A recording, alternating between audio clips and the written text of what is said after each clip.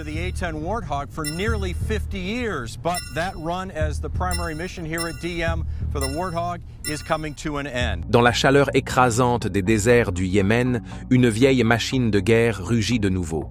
L'A-10 Warthog, armé de son redoutable canon de 30 mm et d'une persistance inégalée, traque les équipes de missiles et anéantit les tactiques ennemies avec une précision impitoyable. Combien de temps l'ennemi pourra-t-il survivre sous son regard implacable?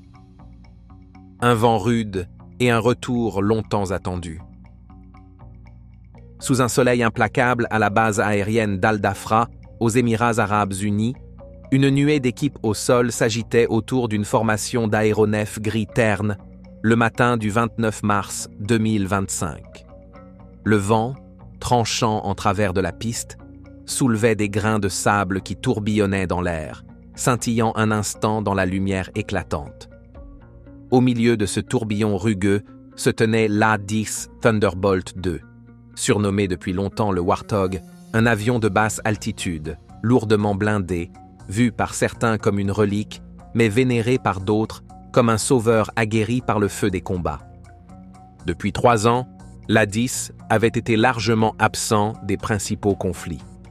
Aux États-Unis, les débats de défense affirmaient que les temps changeaient. L'avenir appartenait aux avions furtifs et aux drones, pas aux vieux monstres équipés de canons géants. Pour beaucoup d'observateurs extérieurs, les jours du Warthog étaient comptés. Mais cette journée suffocante de mars racontait une autre histoire. Le 124e escadron de chasse était arrivé, accompagné de 300 membres du personnel de soutien du 190e escadron, et chaque boulon, panneau et rivet de ces appareils brillait d'un nouvel objectif. Leur mission, bien que non annoncée par de grands discours ou des défilés, portait une importance extraordinaire. Au Yémen, un conflit couvait, les combattants Houthis peaufinant une tactique meurtrière. Faire rouler des lanceurs de missiles cachés hors de grottes, tirer sur des navires américains ou alliés en mer Rouge, puis se replier sous des couches de roches. Ces manœuvres, dites de tirer et fuir, n'étaient pas de simples rumeurs. Le renseignement avait enregistré plusieurs tirs manqués de peu au cours des derniers mois. La marine, qui patrouillait les voies maritimes, se sentait assiégée par une menace invisible pouvant surgir à tout instant depuis la côte yéménite. Face à un tel danger, le Warthog lent et blindé offrait un avantage précieux. Il pouvait rester en vol. Dans une salle de briefing climatisée à Al-Dhafra, des dizaines d'agents du renseignement accrochaient des cartes des régions montagneuses du Yémen sur tous les murs. Ils avaient entouré les grottes suspectées, noté les plaques rocheuses, planes servant de base de lancement improvisé, et codé en couleur chaque bastion outil connu.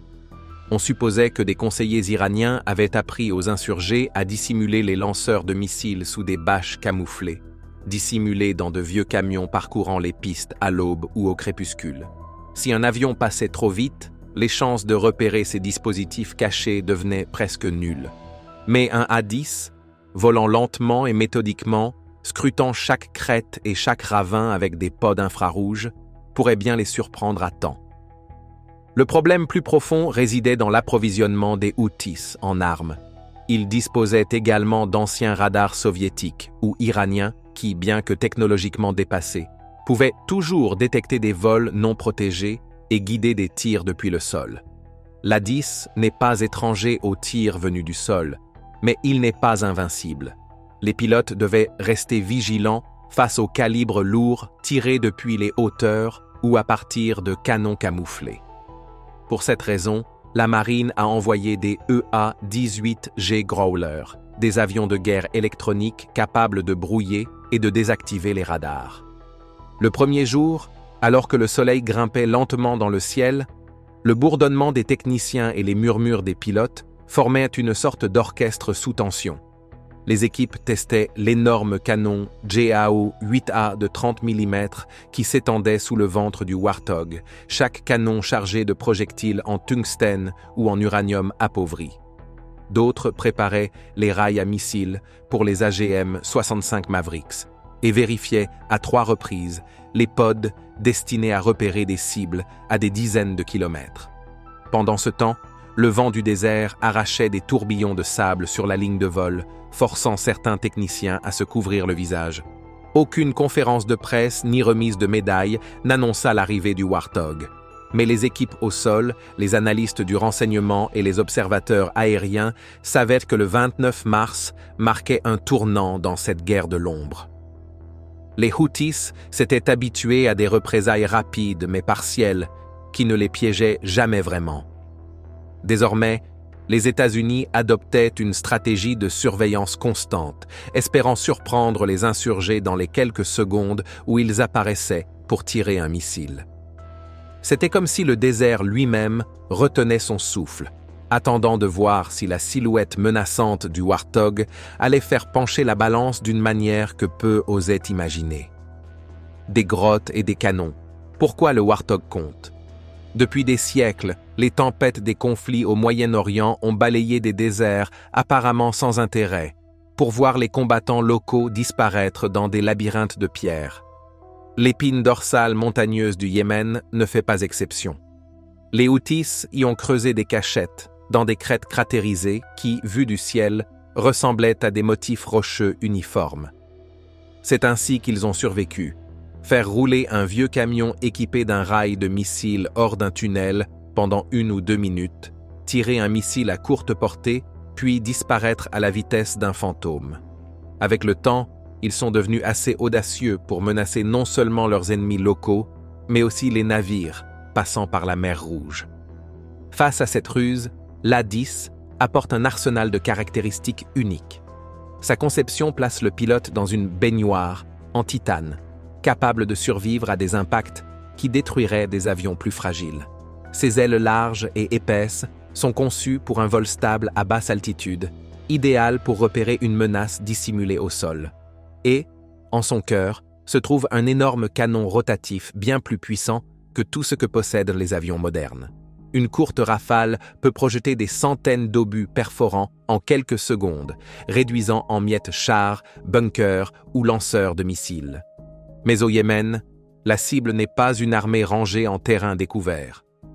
L'ennemi est un caméléon, parfois un petit groupe d'hommes en sandales, parfois une unité de fortune avec des véhicules improvisés qui disparaissent derrière une crête après avoir tiré. C'est là que la lenteur et l'endurance de vol du Warthog deviennent des atouts majeurs. Il peut patrouiller plus d'1 heure avec son carburant interne et bien plus s'il ravitaille en vol auprès d'un KC-135. Une fois en l'air, équipé d'un pod de ciblage haute résolution, le pilote peut repérer un moteur de camion encore chaud ou une bâche de forme étrange parmi les rochers. Le prix de cet avantage, cependant, est une exposition accrue. À une vitesse de croisière d'environ 300 nœuds, le Warthog est vulnérable au feu au sol, d'où l'importance vitale de sa coopération avec les avions de guerre électroniques. Si un radar tente de guider un tir anti-aérien, un growler peut saturer la fréquence de signaux brouilleurs, aveuglant l'ennemi. Fraîchement arrivés à Al-Dhafra, pilotes et analystes découvrirent que les Houthis avaient aussi progressé en matière de communication. Des conseillers iraniens leur auraient fourni une connexion Internet par satellite via des terminaux Starlink, permettant aux combattants de coordonner leurs tirs longue portée. Cela surprit beaucoup de monde qui s'attendait à un dispositif plus rudimentaire. Mais cela fit aussi des canaux de communication des cibles prioritaires, surveillés en permanence par les spécialistes américains du renseignement électromagnétique. Dès qu'un appel ou une transmission de données évoquait une heure de tir, il devenait possible de rediriger un Warthog en urgence. Malgré cela, le plan baignait dans une tension constante. La nuit désertique pouvait dissimuler bien des choses. Les Houthis pouvaient masquer leur signature thermique ou attendre l'instant de flottement entre 2 patrouilles d'Athènes. Pour les planificateurs de mission, l'objectif était de maintenir une présence constante en faisant tourner les avions pour éviter toute brèche dans la surveillance. Sur les canaux radio, les pilotes plaisantaient en disant que les terres au-delà de la piste étaient la tanière du lion, un endroit où un faux pas pouvait signifier une roquette surprise dans le ventre de l'avion. Mais chacun plaisantait tout en vérifiant minutieusement sa combinaison, son équipement de survie et les monstrueux obus de 30 mm. Tous savaient que la prochaine alerte pourrait être imparable une fois déclenchée. C'est exactement ce qui allait se produire quelques jours plus tard, lorsqu'un renseignement intercepté annonça en urgence une frappe imminente de missiles Houthis. La question était alors de savoir si les Warthog pouvaient parcourir la distance à temps pour l'arrêter. Car malgré toute sa puissance et sa protection, l'Addix ne traverse pas le ciel à la vitesse d'un chasseur supersonique. Ces dernières minutes allaient être décisives. 1er avril, une course contre la montre pour stopper un tir. Ce matin-là se leva sans aucun signe avant-coureur. Le soleil brûlant cuisait déjà le tarmac. Une paire d'A-10 avait décollé pour une patrouille de routine, scrutant les crêtes poussiéreuses du Yémen, à la recherche de la moindre anomalie. Au-dessus d'eux, un RC-135 Rivage-One tournait lentement, à l'écoute des lignes téléphoniques et des fréquences radio. Soudain, le contenu d'un appel intercepté déclencha une onde de choc dans les centres de commandement. Une unité Houthi se préparait à déployer un lanceur dans moins de 20 minutes, apparemment pour viser un navire américain ou allié traversant un couloir maritime stratégique. Les Américains n'avaient que quelques minutes pour intervenir avant le lancement du missile. Et s'il était lancé, le risque de dommages graves, soit par impact direct, soit en forçant un navire à manœuvrer dans la panique, était réel. À ce moment précis, les A-10 étaient encore à une certaine distance, trop loin pour une intervention classique. Mais les pilotes reçurent l'ordre direct de pousser leur moteur à fond. Les avions, peu réputés pour leur vitesse, foncèrent en rase-motte pour éviter la détection. Pendant ce temps, le renseignement transmettait au cockpit les coordonnées exactes de la vallée rocheuse où les Houthis comptaient opérer. Les 15 à 18 minutes qui suivirent furent une course haletante. Le pilote de tête consultait régulièrement sa carte numérique pour confirmer sa trajectoire.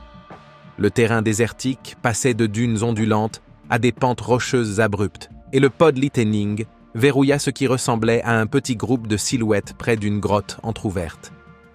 En zoomant, le pilote distingua une haute structure inclinée ressemblant fortement à un tube de lancement, exactement le genre de dispositif utilisé pour tirer des missiles anti-navires.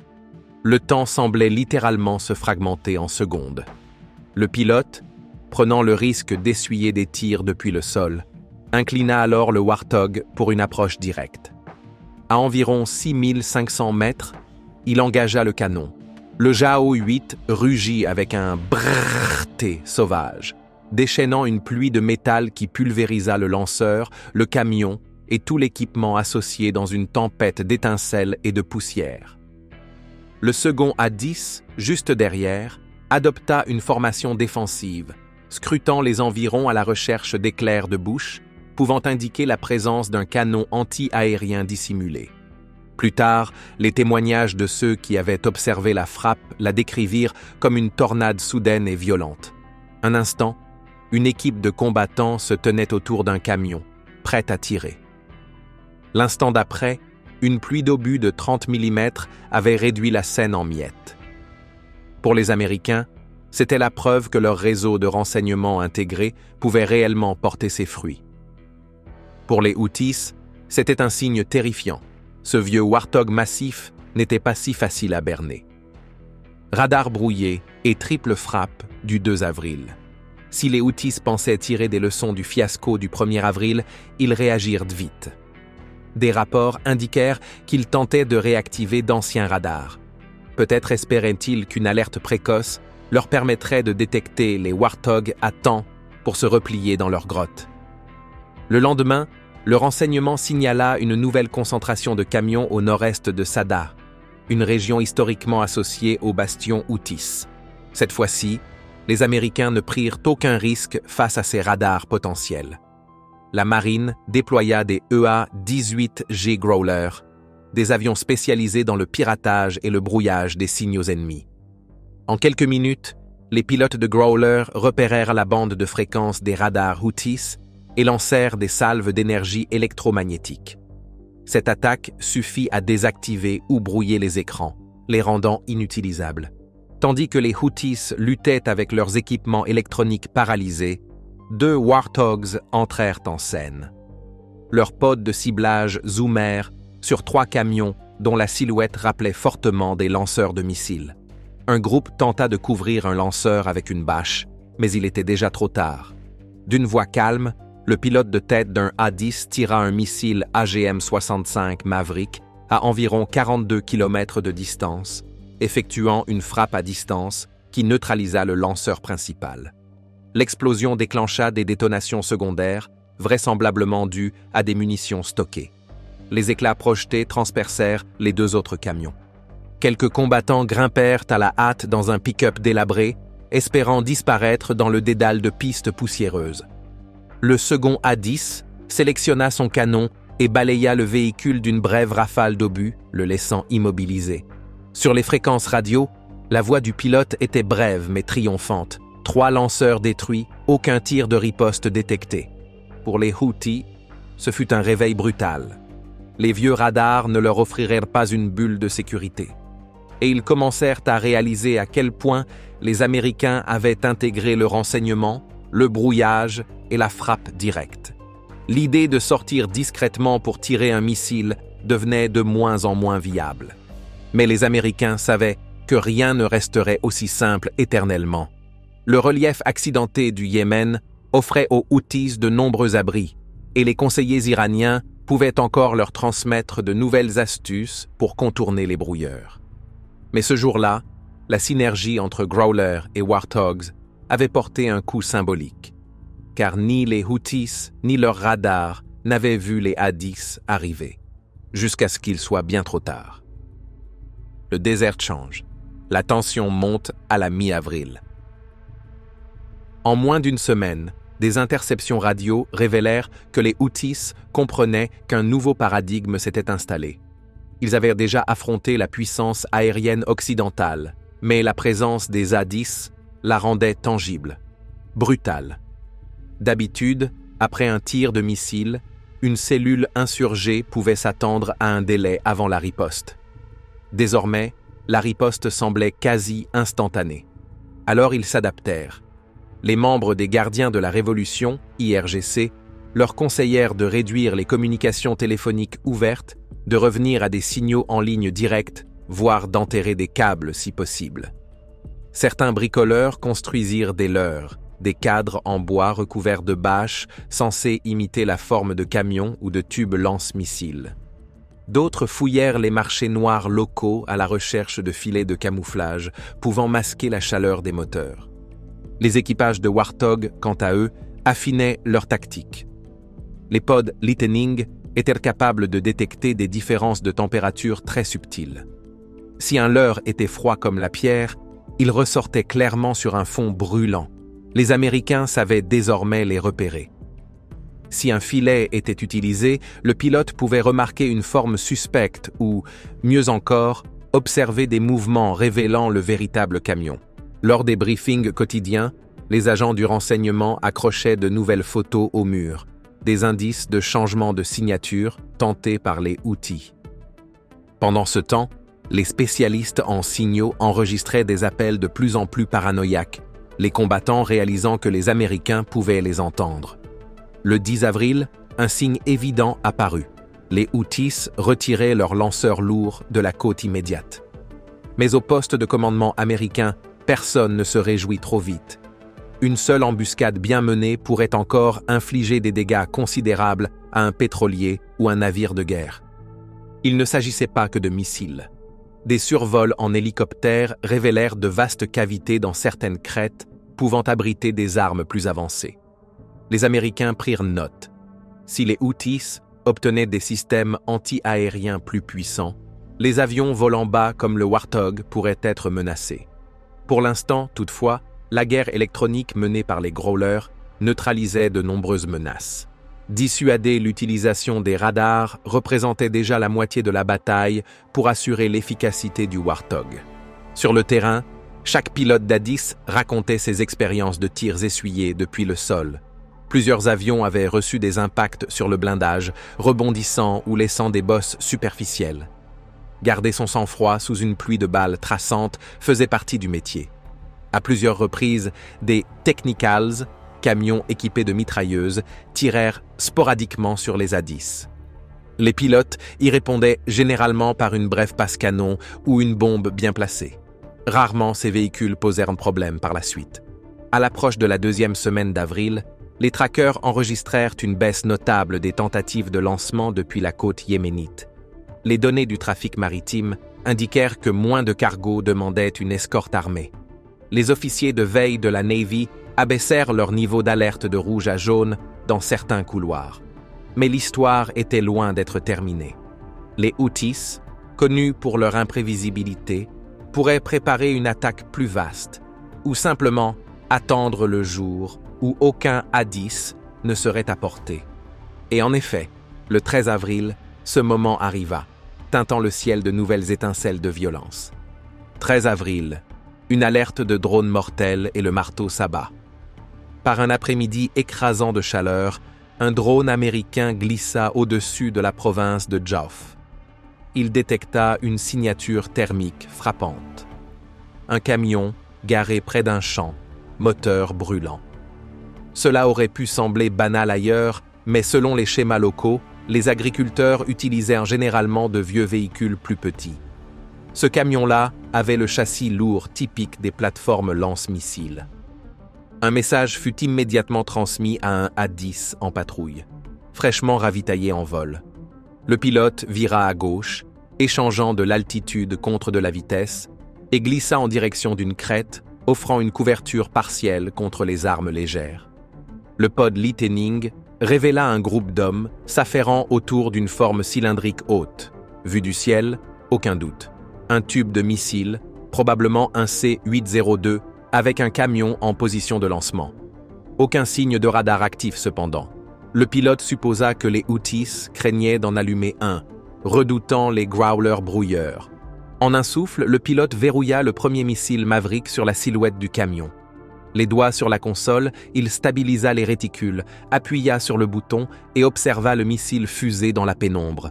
Une éruption de terre, de roches et de flammes engloutit le lanceur, provoquant des explosions secondaires depuis l'ogive. Des éclats d'acier et de débris se dispersèrent en arcs mortels. Au moins un homme s'élança vers un autre camion, fuyant dans la panique. Le pilote, toujours en alerte, bascula sur le canon. Une brève pression de 2 secondes libéra une rafale de 30 mm. C'était suffisant. À travers la poussière tourbillonnante, il aperçut la carcasse tordue du second camion. Il ne bougerait plus. L'analyse ultérieure des images du drone montra à quel point l'action avait été rapide. Les Houthis semblaient sur le point de tirer, mais n'en eurent jamais l'occasion. Pour une cellule insurgée fière de tendre des embuscades aux navires, ce fut un choc longtemps attendu. Le cercle de surveillance bâti par les Américains, reconnaissance par drone, communication anti-brouillage, Warthog en vol, s'était révélé imparable à cet instant précis. Ce schéma se répéta les nuits suivantes. Parfois, les pilotes ne voyaient que des lueurs fugitives de menaces possibles. D'autres fois, les lignes Houthis restaient totalement silencieuses, forçant l'A-10 à orbiter au-dessus du désert, contemplant parfois un ciel constellé d'étoiles. Pendant ce temps, les opérateurs de drones scrutaient des flux infrarouges en noir et blanc, traquant le moindre indice d'une fusée ou d'une signature thermique. Démonstration de force et enchevêtrement urbain. Si les Américains détenaient l'avantage en plein désert, la situation se compliquait à la périphérie des villes ou dans les villages. Les Houthis, conscients que les États-Unis faisaient tout pour éviter les pertes civiles, rapprochèrent parfois leur matériel des zones peuplées. Un jeu tordu, se cacher parmi les innocents en espérant que les Warthogs n'oseraient pas frapper. Dans ces cas-là, une tactique appelée « démonstration de force » s'avéra cruciale. Imaginez un A-10 surgissant en piqué, turbine hurlante, relâchant parfois des leurres lumineux au crépuscule, des éclairs rapides et aveuglants. Au sol, une telle passe évoque l'apocalypse. Souvent, les combattants houtistes, peu désireux de tenter leur chance, paniquaient et abandonnaient leur matériel. Les civils aussi couraient à se mettre à l'abri, mais la plupart savaient distinguer une démonstration d'un vrai tir dès que l'avion repartait sans ouvrir le feu. Ces survols spectaculaires visaient à disperser les insurgés pour les empêcher de lancer une frappe précise. Le pilote pouvait ensuite cercler la zone, attendant que le lanceur réapparaisse dans un endroit plus isolé. Si c'était le cas, le Warthog avait le feu vert. Bien que cette méthode ne réglait pas tous les cas en milieu urbain, elle constituait un coup psychologique puissant, rappelant aux Houthis qu'ils étaient revus, et que la vraie puissance de feu n'était jamais loin. Les pilotes admettaient que voler si bas dans un territoire inconnu était angoissant. Une mitrailleuse ou une roquette pouvait surgir de n'importe quel angle. Mais le blindage en titane du Warthog offrait un certain réconfort. Les précédents historiques prouvaient qu'un A-10 pouvait encaisser des coups et rentrer. Alors l'avion grondait, imposant la peur sans lâcher de bombes létales, là où des civils risquaient d'être pris au piège. Au fil du temps, les données du renseignement montrèrent qu'à chaque démonstration de force dans une zone dense, les tentatives de lancement étaient souvent retardées, voire annulées. Certains Houthis profitaient de la confusion pour se mêler à la population. D'autres abandonnaient pour la journée, préférant chercher une nouvelle cachette. Dans tous les cas, l'effet net était une baisse des tirs, et chaque lancement avorté faisait soupirer de soulagement les routes maritimes de la mer Rouge. Le reflux du bruit des missiles. À la mi-avril, les chiffres étaient sans appel. Les tentatives de missiles Houthis avaient chuté drastiquement. Les officiers de la Navy, habitués à scruter les radars à l'affût d'alertes, remarquèrent que les alertes rouges avaient presque disparu. Les taux d'assurance pour les pétroliers commerciaux baissèrent. Certaines compagnies maritimes commencèrent à autoriser leurs navires à longer les côtes du Yémen sans escorte lourde, du jamais vu depuis des mois. Silencieusement, sans tambour ni trompette médiatique, l'A-10 avait transformé le paysage. Le renseignement attribuait ce succès à une combinaison de facteurs: radars brouillés, interceptions téléphoniques préventives et Warthogs omniprésents. Chez les pilotes du 190e escadron à Al-Dhafra, le moral était au plus haut. Ils se racontaient comment ils étaient devenus les gardiens du désert, veillant sans relâche au-delà de la frontière, anticipant chaque ruse à venir. Les chiffres du CENTCOM parlaient d'eux-mêmes. Entre le 2 et le 17 avril, les A-10 avaient mené plus de 200 sorties. Ils revendiquaient près de 50 lanceurs détruits, ainsi que plusieurs commandants de terrain houtistes éliminés. Pour beaucoup dans la chaîne de commandement, c'était la preuve qu'un vieux châssis d'avion, combiné à un renseignement de pointe, pouvait encore dévaster les plans ennemis. Les officiers des Marines commencèrent à s'intéresser à la manière dont le Warthog s'intégrait si facilement aux opérations navales. Bien qu'il ne soit pas un avion de la Navy, la Dix s'était révélée redoutable contre les menaces littorales, un domaine qui dépassait de loin ses spécifications d'origine. Pendant ce temps, ceux qui plaidaient pour sa retraite se retrouvèrent sur un terrain bien moins solide. Bien sûr, on pouvait débattre du coût de sa modernisation, mais les résultats étaient difficiles à ignorer. Les capitaines de navires rapportaient un soulagement palpable. Les marins, autrefois constamment anxieux face à l'éventualité de missiles entrants, envoyaient désormais des mises à jour bien plus calmes. Aucun verrouillage radar détecté, aucun signe de mouvement sur la côte. Des cargos qui évitaient totalement le corridor maritime revinrent à leur itinéraire habituel, gagnant plusieurs jours sur leur trajet.